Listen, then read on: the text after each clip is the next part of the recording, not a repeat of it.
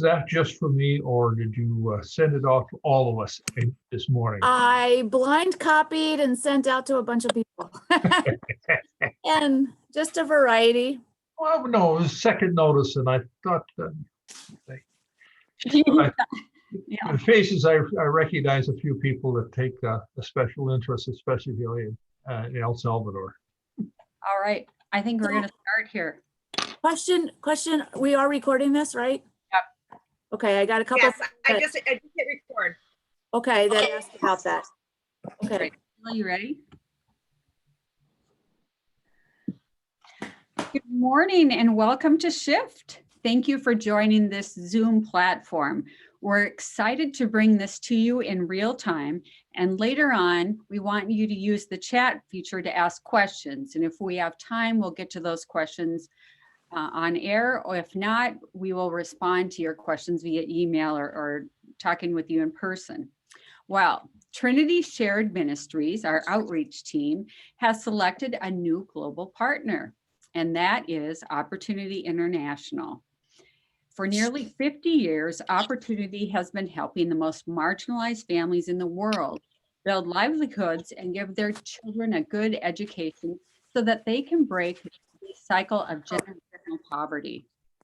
OI designs, delivers, and scales innovative financial solutions that help families living in extreme poverty build sustainable livelihoods and access good education for their children.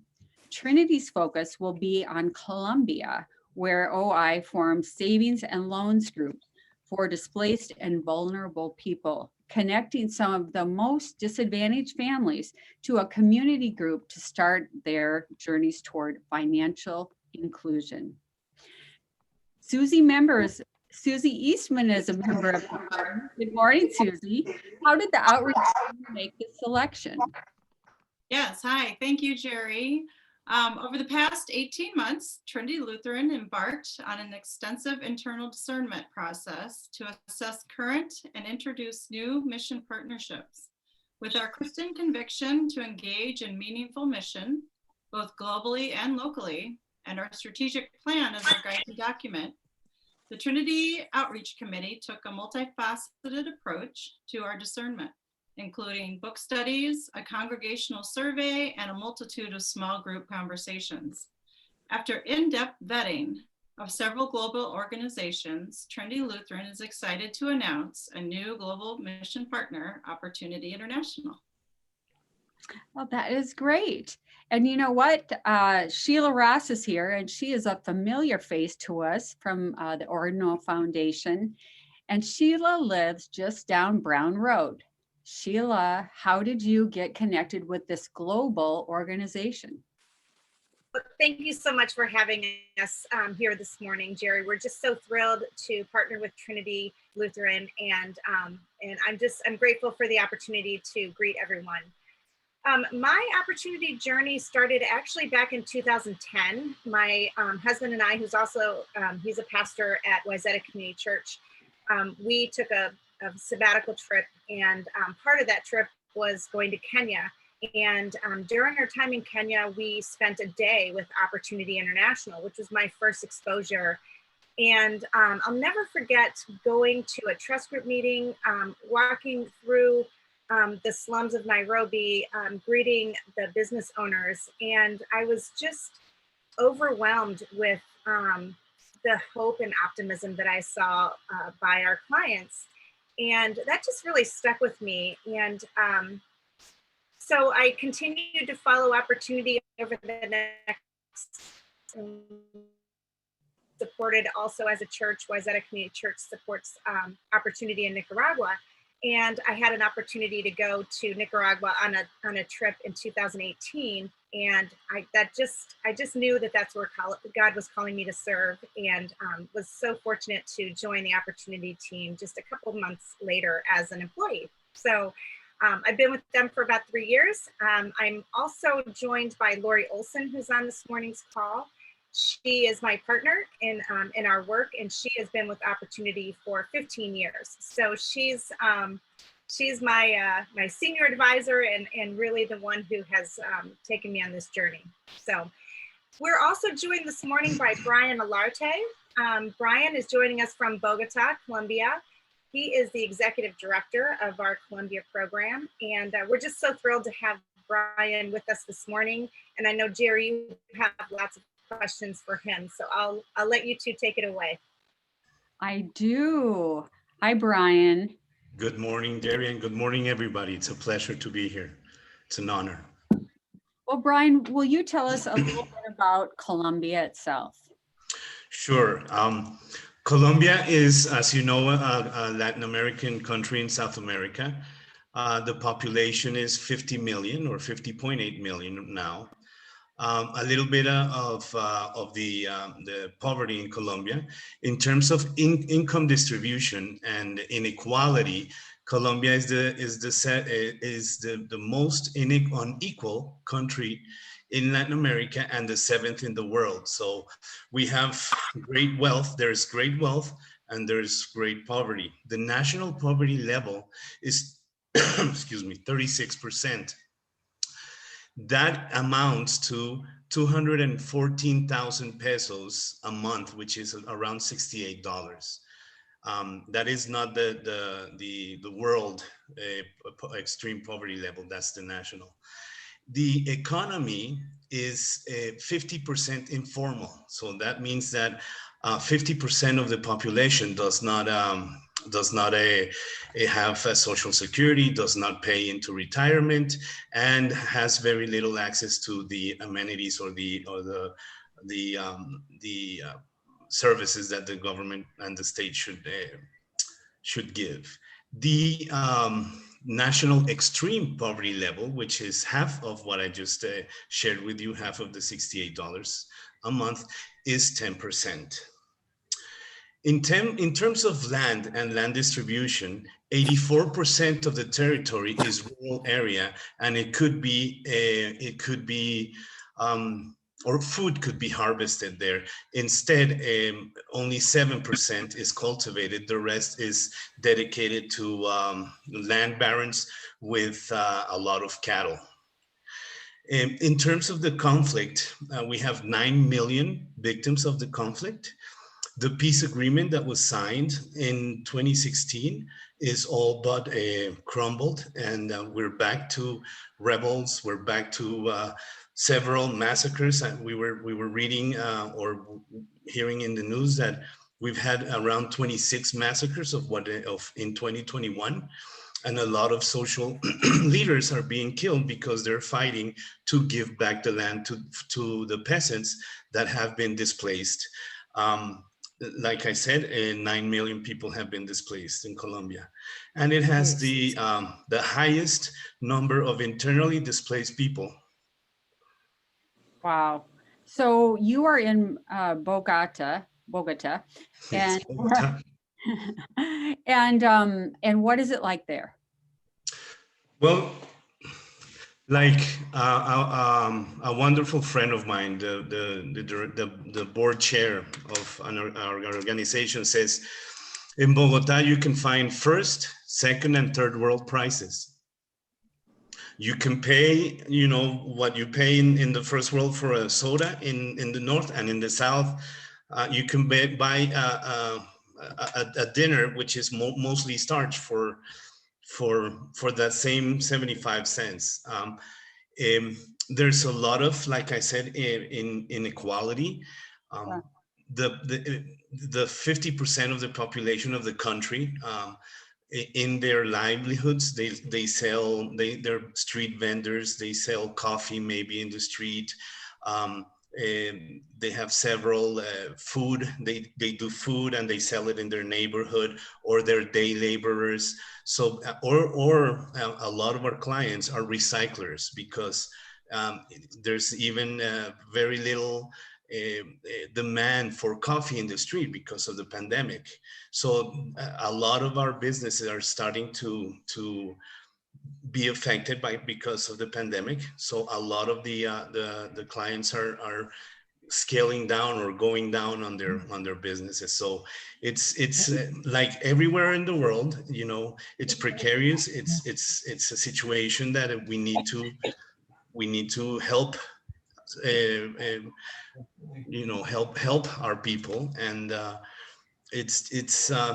well, let me give you a number. 7 million people in Colombia fell back into poverty because of the pandemic as of December 2020. And the communities are, of course, squatter communities. They live in shacks. They live in dirt floors and tin roofs, and very cold up here in the mountains and very hot down in the coast. So, but one thing about the poverty is that they're always smiling, they're always happy, and they're always welcoming you, and they welcome, and you see that they're good people, and they sincerely appreciate the help that that we try to bring to them, or we bring to them. So you are in a space where you're not living in poverty. How far do you have to go to work with the people? Well, it would have to be. I live on 67th Street North. The city is divided in two: the north and the south. And the south is the less developed, or the poorer area. And I live on 67th Street, so it would take me, and our clients are in almost, they probably don't have streets. It's just a community. And it takes me about an hour and a half in the traffic to get there. They live in the southern mountains because we serve the new entrance to those belts of poverty that these cities, all cities in Latin America have. So as people are displaced, they flock to the bigger cities, and they live in the periphery, and the periphery is growing and is more precarious because there's no land anymore, so they live in very steep hills under very difficult conditions that Sheila can tell you. She's been here, she knows her clients, she's seen their conditions. So very precarious, but there, the one thing there is hope. So how do you go into a community? How do you start to build that relationship? Okay, well, we have been in Colombia for 50 years or maybe 47, because we were the first country where a loan was disbursed by Opportunity International. So we're very well known, but in the North Coast, we're very well known, and we have a better. It's easier to enter communities in the North Coast because they know us. But in the communities that they don't know Opportunity or Agape, we contact leaders, church leaders, and we tell them about the methodology, the savings methodology, the training, and the other services that we bring to them. And we tell them about it. They, of course, our savings and loan officers are from those communities or around those communities. It's the same people basically, and that was something that really helped us help the communities when the pandemic was full force, because we already had hands and feet there.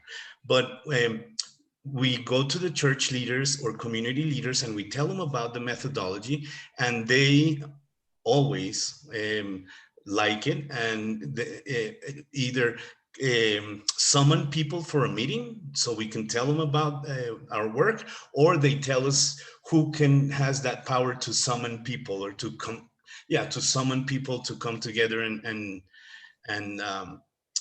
listen to our savings and loan officers. It takes about half an hour, maybe an hour meeting, and in the next meeting we form groups, and in the next meeting we give them the box, and we start the methodology, which it's an 8-month methodology cycle. So the methodology is really the financial literacy. Yes, I'm sorry. It sounds like it sounds like it's surgery in the methodology, but it's actually our clients coming together and saving a little box.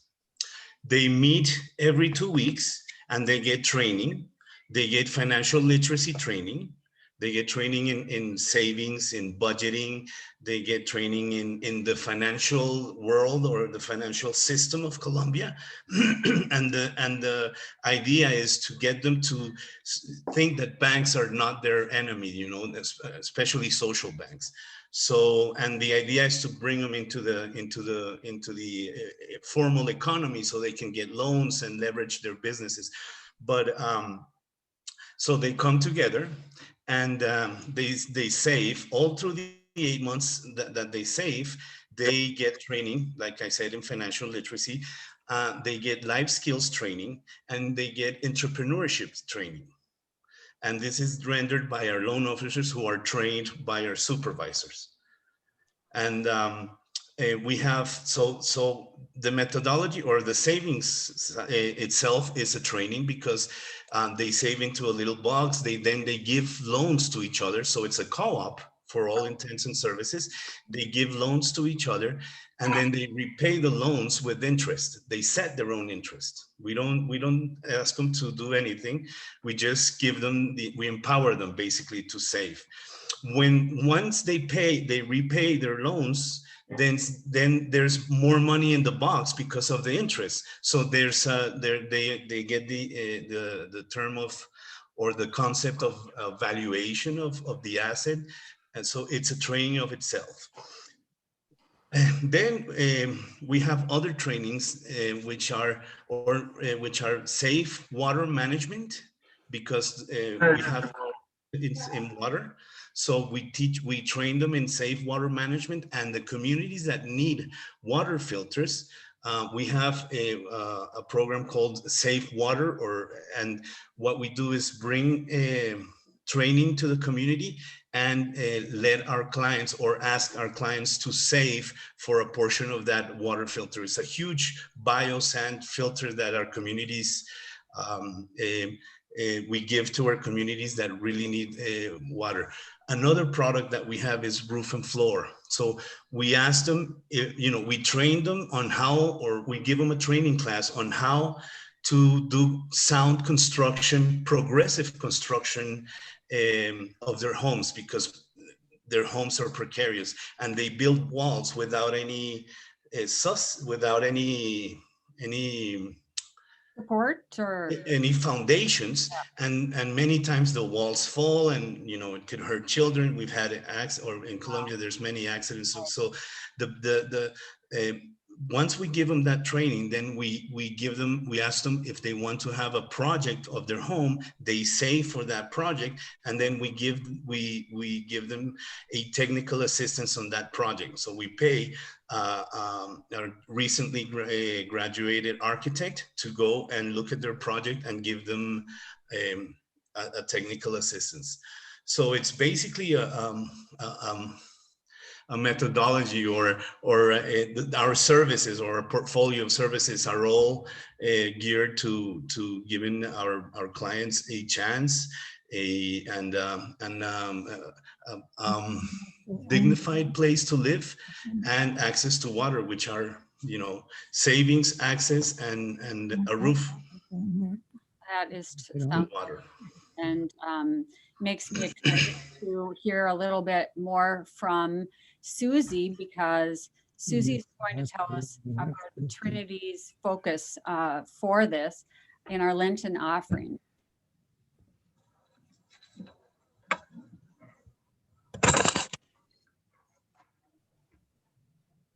Where is Susie?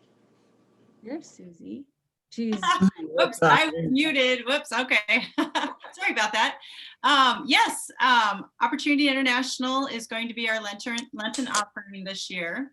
And we're looking at, over the course of 6 weeks, raising $10,000.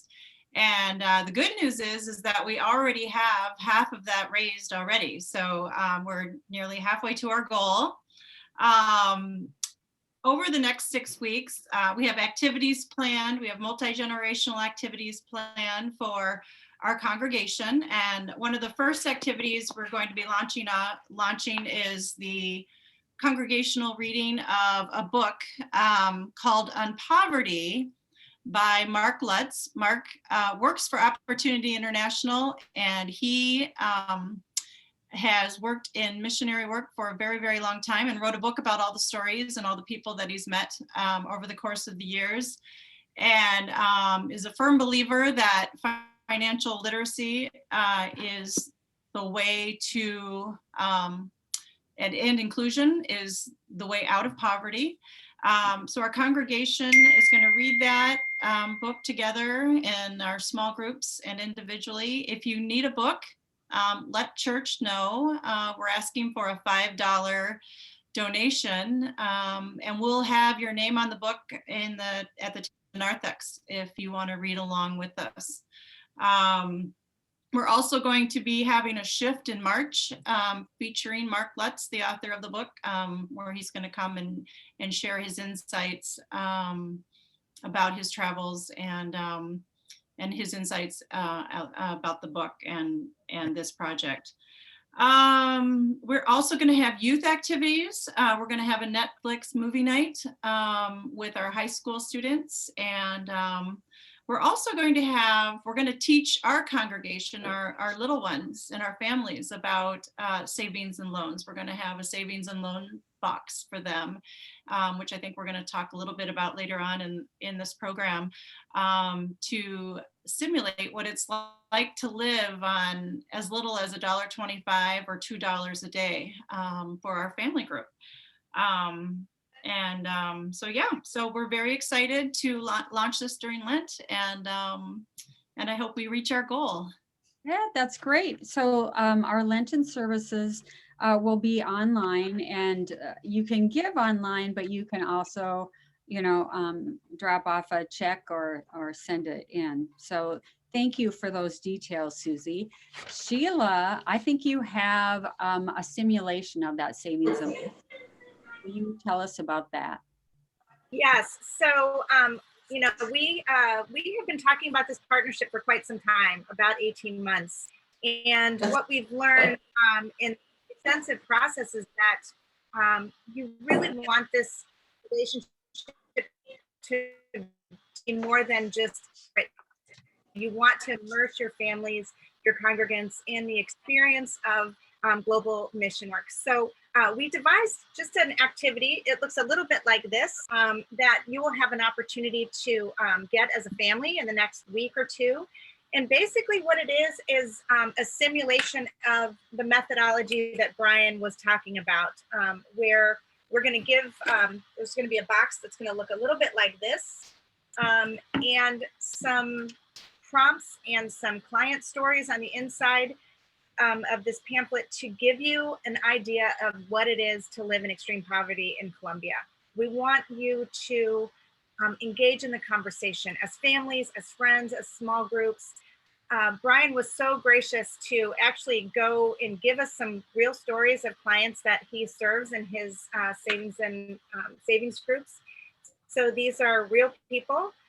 And our hope is that this becomes a meaningful experience where it is just beyond a Lenten offering, but a conversation around why is it important for us to address global poverty? What can we in Long Lake, Minnesota do to impact people in Colombia? So the Lenten offering is going to go specifically to the methodology that Brian was talking about, and we'll be able to empower additional savings groups to form because of the gift from Trinity. So, and all of those details will be in the box. So we look forward to having all of you experience it with us, and we're so grateful for your energy and passion around it. So thank you.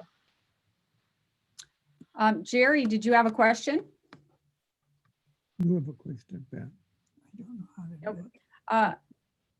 All right, thank you. So you know what I like about this too is our pastors have been talking about, reaching the marginalized, and this is one way of doing it. But when I talked with you, Sheila, we also talked about when families use that savings box, they can give their money to Trinity for this Lenten focus, or they can do something with it locally as well. It's their choice, but it gets you the idea of you know, what someone who lives in a different situation than you do goes through, and how little they have and how they make that work. And as you mentioned, Brian, there's a joy there, which, you know, reminds me of the people of El Salvador. It you know, you just feel like you become more grateful for your life when you see how little it takes. Well, their joy isn't really based on things. Exactly. Yeah. What do you think of the connection of the savings and loan here, Brian, to what your clients do in Bogota? Well, I think that it's a great endeavor that you are going to enter into, because it really brings you know, it brings the top of the pyramid, or the income pyramid, to the bottom of the pyramid. It connects them. And you're going to see what they go through, and how much, you know, that really, how little money is so much to them. So I hope and I know that it will be a enlightening process for all of you, that just to go through the saving process. It lasts 8 months, so it's something that that helps our clients, and I'm sure that you're going to enjoy it. And actually, you can do it in your family, and your children and your grandchildren can learn this methodology, and they can really, you know, realize that they can reach their goals through their savings. Our kids need that, you know, in the United States. Why do you think financial literacy is so important to, you know, dealing with the cyclical poverty? Well, studies have been done that savings are a wonderful tool out of poverty. This is well known. People in poverty do not realize that they can save. They have this notion of lack of hope, you know, of hope, financial hope, and they feel that they, you know, I don't make any money. I don't have. I'm so poor. I can't save. And then they realize they can save. They realize that they can leverage their savings, and then they realize that loans, if, you know, because when the group gives the loan to the client or to the member, they make sure that it's a credit. We call it a productive credit, not a consumption credit. So, and they realize that this production credit is going to a business that will give them more income. So they realize that that loans are not bad, but Right. loans well used are a wonderful tool to leverage your business. We learned this in business school, right? So if financial literacy, very important, so our clients are knowledgeable when they enter into this confusing world. And bancarización, joining or bringing our clients to the banking system, if they use their credits wisely and make them productive credits instead of consumption credits. It's the only way to be sustainable and to leverage your business, and they need to realize this. So in the financial literacy, they learn the difference between, you know, or they learn that they should utilize their credits to be productive.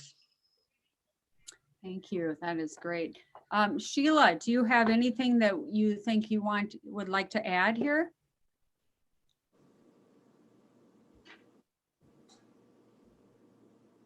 Was that addressed to me? Because you cut off.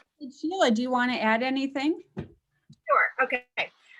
You know, I would just like to convey that everything that Opportunity does is a means of giving a hand up and not a handout. So for 50 years, and we were formed in 1971. So this is our 50th anniversary year. Our mission has always been to walk alongside the poor, to not pity, to not, but to treat them with respect and with dignity and with honor, knowing that everybody in the world has something to offer. And so financial literacy and inclusion is one really important aspect of getting them to a different part of life. So, you know, I'm just grateful to be a part of the organization. Like I said, when I saw it in action 11 years ago in Kenya, I was just blown away because it addressed the part of mission work that we all want. You want it to be sustainable. You want it to be something that moves you, but you also want it to be something that actually makes business sense, financial sense. And I do believe that that's where opportunity has kind of hit their sweet spot is, and that is walking alongside people and assuming that they can learn and knowing that they can and contribute. And it's just a wonderful model. So I'm just grateful to have Brian joining us today so you can see the caliber of staff that we have working with our clients all around the world. Brian is very representative of the caliber of people we have working with our clients in 23 different countries. So we're grateful for the invitation. Thank you so much, Jerry. Yeah, you're welcome. So will you unmute Wolf's? So Pat and Dick have a question.